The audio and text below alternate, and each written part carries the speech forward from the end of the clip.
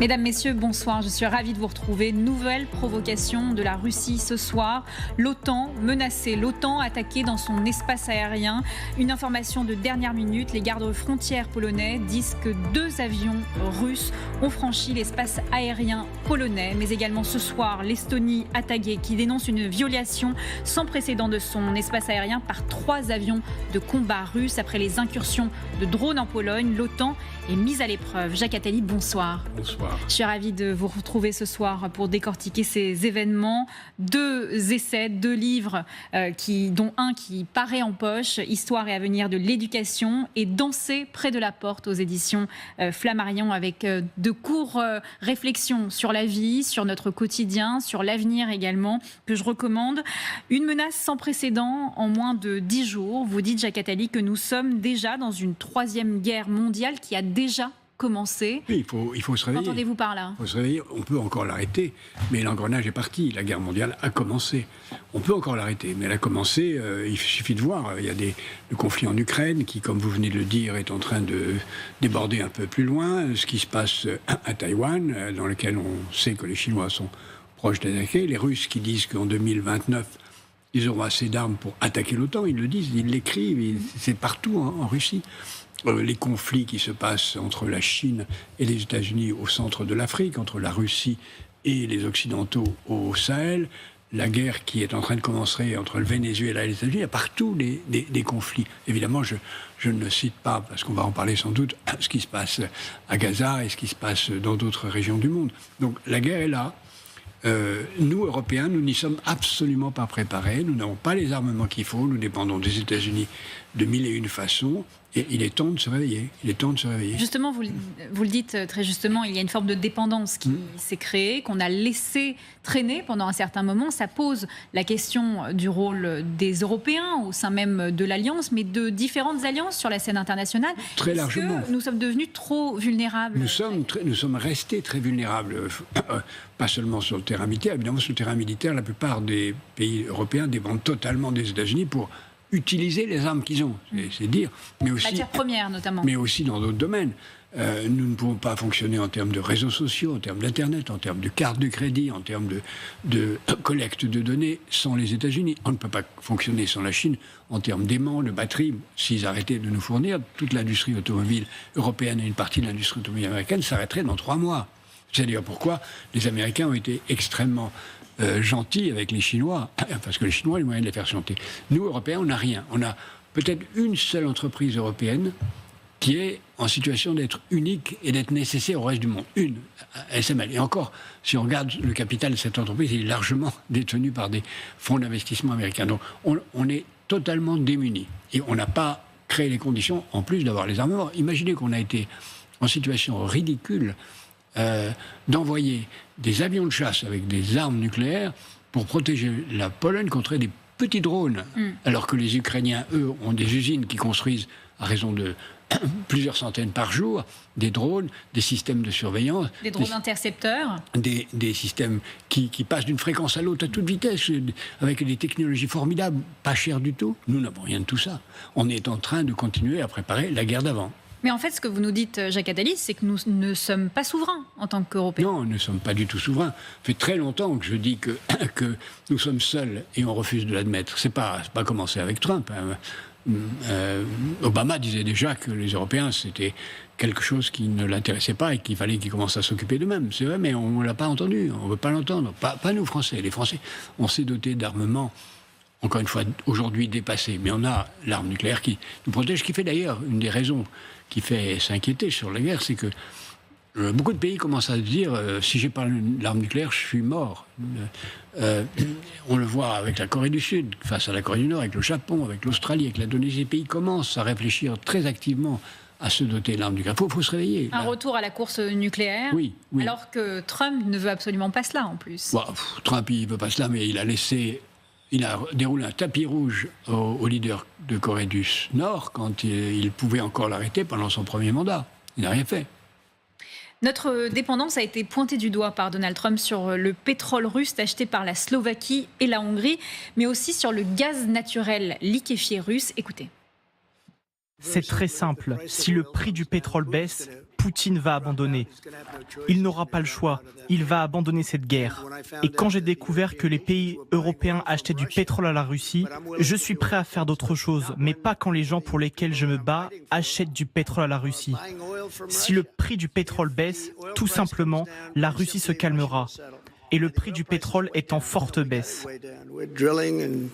Donald Trump a touché du doigt quelque chose tout de même. Comment est-il possible qu'après 3 ans de guerre, nous n'arrivons toujours pas à faire totalement autrement? Il faut le dire, le pétrole, c'est minoritaire, c'est la Slovaquie et la Hongrie par un seul oléoduc.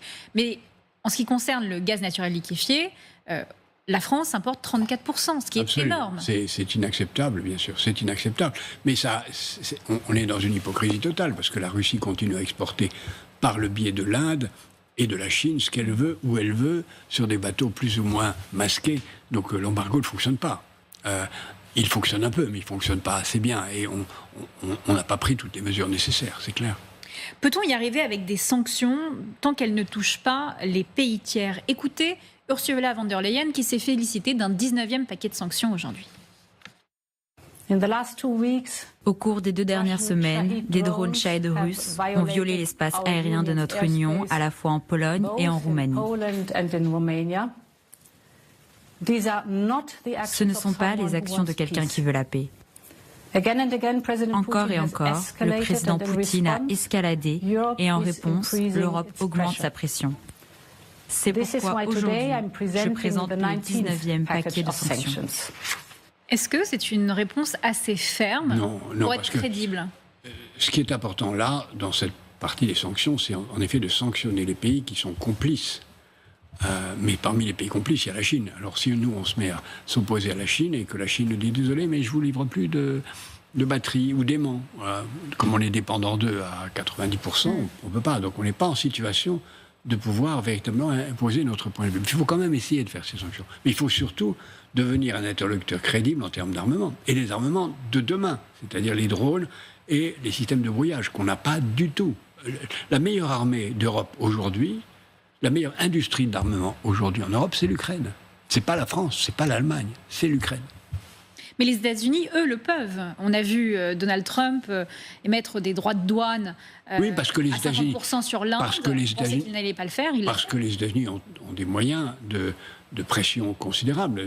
S'ils coupent Starlink, s'ils coupent les centres de collecte des données, s'ils coupent les cartes de crédit, les Chinois s'en moquent parce qu'ils ont leur système propre, mais nous, on est morts.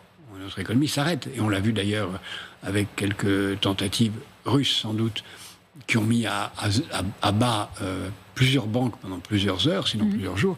Ça, c'est des signes que la guerre n'est pas seulement une guerre militaire. Elle est en cours. Et nous sommes. Moi, je répète depuis longtemps qu'il faut se mobiliser. C'est pas drôle à dire, c'est pas plaisant, mais il faut se mobiliser. Pendant ce temps-là, un acteur au centre d'un jeu d'équilibrisme, c'est la Chine. Les Chinois, eux, vous le dites, travaillent à marche forcée pour réduire ces dépendances. Comment font-ils ? Ils ont une vision à 2040 de ce qu'il faut faire. Nous, on n'a pas de vision à 2040. Il faut une vision à 2040. Les États-Unis commencent à s'y mettre parce que Trump est en train de mettre en place une dictature, et même une dictature qui possède les entreprises. Il y a un rassemblement des entreprises. Vous pensez vraiment qu'on rentre dans une dictature ? Oui, on est dans une dictature. Tout se passe comme si on est dans une dictature aux États-Unis, et tout se passe comme si on est dans une dictature qui est complice de la dictature russe. Je ne dis pas que tout se passe comme si. Les décisions qui sont prises sont dans cette direction. Pourtant, il y a encore des contre-pouvoirs aux États-Unis. Non. La Cour suprême. La Cour suprême. Vous savez, le principal idéologue de Trump a dit l'autre jour quelque chose de très intéressant. Il a dit, en effet, il y a 3 pouvoirs, le judiciaire, le législatif et l'exécutif. Mais dites-moi lequel a une armée. Ça suffit à comprendre. La Cour suprême n'a pas d'armée, le Parlement n'a pas d'armée. Alors peut-être que l'année prochaine, le Sénat va basculer du côté démocrate. Ça, c'est le dernier espoir de la démocratie aux États-Unis. On peut encore l'espérer, mais ce qui se passe aux États-Unis montre qu'ils font tout pour créer les conditions pour que ce ne soit pas possible. Donald Trump et son obsession du deal, c'est le cas également avec la Chine sur le dossier TikTok. Donald Trump a eu Xi Jinping au téléphone. Nous avons progressé sur de nombreux sujets importants, notamment le commerce, le fentanyl, la nécessité de mettre fin à la guerre entre la Russie et l'Ukraine. et l'approbation de l'accord TikTok. On le rappelle à nos téléspectateurs, la société chinoise ByteDance, qui possède TikTok, doit soit vendre ses activités américaines, soit arrêter TikTok sur le territoire américain à cause d'une loi fédérale. Qui va gagner dans ce deal ? D'abord, il faut certainement arrêter TikTok, parce que peu importe qui est propriétaire de TikTok, c'est une drogue. C'est d'ailleurs assez ironique, si on regarde l'histoire. Les Occidentaux, surtout les Européens, moins les Américains, mais les Anglais et les Français, surtout les Anglais, ont drogué la Chine au XIXe siècle. Ça a entraîné ce qu'on appelait les guerres de l'opium, pour faire rentrer l'opium en Chine et détruire la puissance chinoise. Ça a d'ailleurs marché à l'époque. Et là, les Chinois nous renvoient ça de deux façons, avec fentanyl et avec TikTok, qui sont des drogues. Fentanyl, une drogue chimique, et TikTok, une drogue numérique. Il faut arrêter ces deux machines de mort. Pour l'instant, les Américains n'ont pas prévu de l'arrêter ? Non, ils ont simplement prévu de l'acheter pour eux-mêmes et qu'elle ne dépende plus de la Chine. Mais ce qui est intéressant tout de même, c'est qu'avant d'avoir ce coup de fil avec Xi Jinping, sorte de gage d'honneur de Donald Trump, il aurait refusé d'approuver une aide militaire de 400 millions de dollars à Taïwan, en parallèle de négociations commerciales avec Pékin. Est-ce que la diplomatie, à chaque fois qu'il y a un deal financier pour Donald Trump, la diplomatie meurt d'une certaine manière ? C'est très intéressant ça, parce que le monde entier regarde ce qui va se passer avec Taïwan. Si les États-Unis lâchent Taïwan, il suffira de 3 minutes et demie à la Chine continentale pour avaler Taïwan. Taïwan ne tient que par la formidable volonté de ses habitants, mais ils ne tiendront pas face à l'armée continentale. Si les États-Unis lâchent Taïwan, alors la Corée du Sud, le Japon, l'Australie, l'Indonésie se diront « c'est notre tour après, ils ne vont pas nous défendre ». Donc eux aussi vont se doter de l'arme nucléaire. Toujours sur la scène internationale, Jacques Attali, semaine cruciale à l'ONU, le président Emmanuel Macron va reconnaître l'État palestinien à partir de lundi. Écoutez. Nous devons reconnaître le droit légitime des Palestiniens d'avoir un État. Et si vous ne leur donnez pas une perspective politique, en fait, vous les placez dans les mains de ceux qui proposent une approche sécuritaire et une approche agressive. Mon point, c'est de dire, premièrement, la reconnaissance d'un État de Palestine est le meilleur moyen d'isoler le Hamas. Est-ce que, comme le dit le président de la République, le meilleur moyen d'isoler le Hamas, c'est d'avoir la création d'un État palestinien ? La meilleure façon de protéger l'existence de l'État d'Israël, de mon point de vue, c'est de créer un État palestinien. Parce que si vous créez un État palestinien, c'est que vous reconnaissez explicitement ou implicitement qu'il y a deux États. Or, ce que peut redouter Israël le plus aujourd'hui et demain, c'est que les Palestiniens disent « Écoutez, vous ne voulez pas de nous comme État, vous avez tout créé les conditions pour couper en morceaux la Cisjordanie et pour détruire Gaza, les habitants et les maisons. Donc on renonce à l'État palestinien et on veut un État unique. Dans ce cas-là, Israël se trouve en situation d'être un État d'apartheid, puisque c'est un État dans lequel une partie de la population n'aurait pas les droits. Et Israël se trouverait dans la situation de l'Afrique du Sud. Le fait que les Palestiniens demandent un État, c'est une bénédiction pour Israël. Et le fait de l'accorder, c'est une bénédiction pour Israël. Le gouvernement israélien actuellement ne le comprend pas, c'est comme ça. Mais j'espère que le prochain gouvernement israélien le comprendra. Alors, est-ce que la reconnaissance par la France est importante ? Je dirais que ça n'a pas beaucoup d'importance.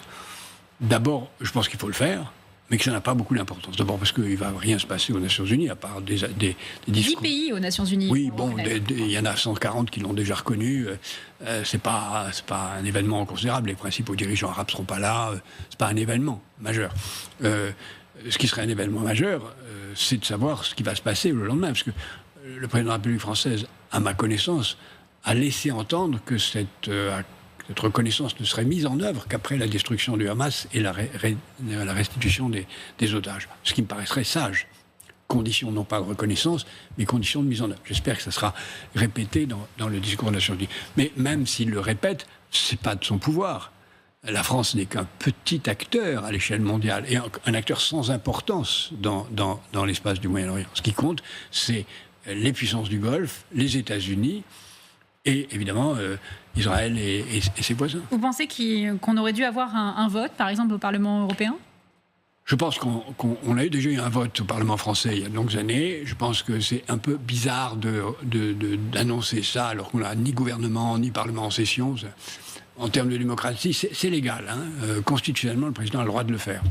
Mais s'il avait voulu renforcer sa légitimité, il aurait dû faire voter le Parlement. Et pour une fois, je suis convaincu qu'il aurait eu une majorité facilement. Comment faire quand cette question électrise autant notre société, Jacques Attali? Certaines mairies accrocheront le drapeau palestinien à leur fronton le 22 septembre. Ça divise énormément la classe politique, même à gauche, il faut le dire. Comment vous expliquez que ce conflit ait pris autant de place dans la société française? Il a fait ressurgir du fond de la pourriture d'une partie de notre société, je dis bien pourriture, l'antisémitisme. L'antisémitisme de gauche, l'antisémitisme de droite, au point qu'on assiste à des lapsus volontaires ou involontaires, comme ceux de M. Olivier Faure, qui dit des horreurs et qui ne s'excuse pas pour les avoir dit, alors qu'on pourrait comprendre, j'ai fait un lapsus, je m'excuse, mais il ne s'excuse pas. Et une masse d'antisémites de toute nature, d'extrême gauche et d'extrême droite, plus d'ailleurs. Ceux d'extrême droite sont toujours là, mais ils sont plus discrets, qui utilisent le prétexte palestinien pour faire surgir leur antisémitisme. Certains vous diraient, ça a été fait avec les chrétiens d'Orient, on a le droit de faire en sorte d'avoir un drapeau ou d'avoir non, mais ça a été fait avec, ça a été soutenu, ça a été fait avec l'Ukraine également. Ça a été fait avec l'Ukraine. Moi, je ne suis pas contre cela. Je pense que, comme l'ont proposé certains, ce serait bien, puisque c'est une solution à deux États, de mettre les deux drapeaux, le drapeau israélien et le drapeau palestinien. Au moins, ça voudrait dire qu'on est pour la solution à deux États. Si on n'en met qu'un, c'est pas... c'est un peu suspect quant à la nature de ce qu'on veut dire. Ça peut-être peut vouloir dire ce que disent certains, c'est-à-dire un État palestinien From the river to the sea. Voilà, ça voudrait dire l'anéantissement de l'État. Mettre un drapeau palestinien seul, c'est revendiquer l'anéantissement de l'État d'Israël, ce qui est intolérable à tout point de vue. Donc, c'est pour ça que je suis favorable à ce qu'on mette les deux drapeaux, mais un seul, c'est suspect. Une partie de la société française s'est mobilisée hier. La presse étrangère parle d'une mobilisation réussie. Et Bruno Retailleau parle de bonnes conditions également. Écoutez. Nous avons permis de garantir la liberté de manifester tranquillement, paisiblement et, je crois, dans de bonnes conditions. C'est fondamental. Premier objectif des forces de l'ordre, c'était précisément de protéger les manifestants pour qu'ils puissent s'exprimer et exprimer leurs revendications de la façon la plus paisible possible, sans que les violents viennent troubler trop fortement ces manifestations. Il est vrai que la France n'a pas été bloquée lors de ces manifestations. Est-ce que vous êtes d'accord avec cette analyse qui consiste à dire que c'était la minorité bruyante dans la rue et la majorité silencieuse au travail? Non, je pense que les Français sont plus sérieux que leurs gouvernants et qu'ils manifestent d'une façon sérieuse, mais ils se rendent compte qu'ils n'ont pas de gouvernants. Donc, qu'est-ce que vous voulez qu'ils fassent? Alors évidemment, il y a des casseurs un peu partout, de gauche, de droite, qui existent et qui sont là. Ceux-là, il faut les arrêter, il faut les mettre en prison. C'est pas nouveau. Il y en a eu depuis les années 30 en France, des casseurs. Donc c'est pas nouveau. Et même avant. Donc, ce que ça constate, c'est que les Français savent qu'il n'y a pas de gouvernement et que donc il n'y a personne à qui adresser ces revendications. Et ça devient très dangereux. Il y a quelqu'un à Matignon, Jacques Attali? Non, il y a quelqu'un qui est tout seul dans son bureau, qui n'a pas de gouvernement et qui n'a pas le droit de commander à qui que ce soit de faire autre chose que les affaires courantes. Il n'y a pas de gouvernement, il y a un Premier ministre putatif, mais il n'y a pas de gouvernement. Il est dommage d'ailleurs qu'il n'y en ait pas avant que le président parte aux Nations Unies. Ça aurait été mieux pour sa propre légitimité complète, même s'il est parfaitement légitime, mais ça aurait été mieux pour sa crédibilité, pas légitimité, il est parfaitement légitime. Mais le plus tôt on aura un gouvernement, le mieux ça sera. Encore faut-il que ça soit possible, et je ne suis pas sûr que ça sera possible. Pourquoi vous dites ça? Mais il y a quand même une quadrature du cercle entre... comme on est dans le vide, chacun fait monter les enchères. Et puis, quand vous faites monter les enchères publiquement et non pas confidentiellement, après vous vous trouvez coincé. Vous avez, quand vous dites, par exemple, je n'accepterai aucun accord qui ne supprime pas les retraites, qui ne mettrait pas en place la taxe machin chose, qui ne mettrait pas en place tel ou tel truc. Si on ne vous le donne pas, vous êtes forcé de dire vous ne me l'avez pas donné, donc j'accepte pas l'accord.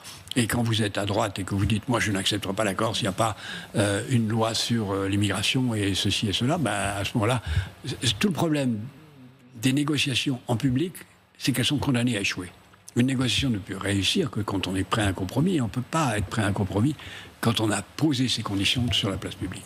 Rencontre aujourd'hui avec l'intersyndicale à Matignon. L'ultimatum a été lancé pour de potentielles nouvelles manifestations. Écoutez leurs mots. L'intersyndicale lance un ultimatum. La balle est maintenant dans le camp du Premier ministre. Si d'ici le 24 septembre, il n'a pas répondu à leurs revendications. Les organisations syndicales se retrouveront pour décider très rapidement d'une nouvelle journée de grève et de manifestation. Les organisations syndicales pointent également la responsabilité du patronat et exigent l'ouverture de négociations salariales dans toutes les branches et les entreprises. On le sait, les réformes prennent du temps. Comment Sébastien Lecornu peut-il répondre aux attentes de l'intersyndicale dans un délai aussi court ? Il ne peut pas. Il ne peut pas, et il ne peut qu'ouvrir des négociations et essayer d'obtenir du temps. Il faut qu'il fasse un agenda sur 18 mois et qu'il dise « donnez-moi 18 mois ». Mais si c'est pour espérer régler les choses dans la semaine, il ne peut pas. La seule solution serait qu'il propose un accord sur 18 mois, enfin, d'ici à mai 2027. Et que les gens acceptent de lui dire on n'a pas envie du chaos, les Français ne veulent pas le chaos, une élection législative, ce serait affreux parce que ça redonnerait la même chose, ou presque. Une élection présidentielle, ça serait ruiner les institutions, c'est contraire à l'intérêt même des autres, des candidats à la présidentielle, parce qu'ils trouvaient, eux, après nouveau président, dans la même situation d'être sur un siège éluctable, donc c'est l'intérêt de personne. Donc, la seule solution, c'est que le Premier ministre putatif propose un plan sur 18 mois, en disant, voilà, en 18 mois, je vais faire ça, ça et ça et ça, donnez-moi le temps d'essayer. C'est un peu le ton qu'a essayé de mettre en place Sébastien Lecornu. Il n'a pas parle proposé notamment de la mission État efficace. Oui, il égrène les mesures, mais il n'y a pas de proposition d'un agenda sur 18 mois en disant, je réglerai tel problème en avril 2025, je réglerai tel problème en novembre 2026, je réglerai tel problème en mars 2027. Oui, c'est toujours pareil, il faut donner du temps. Il faut mettre ça dans un calendrier. Je vous disais tout à l'heure qu'il faudrait mettre ça dans une perspective 2040. C'est un peu tard, la perspective 2040, elle devra venir pour les présidentielles. C'est au candidat à la présidentielle de nous proposer une France 2040. Mais là, au moins qu'on nous propose une France 2027. Merci Jacques Attali.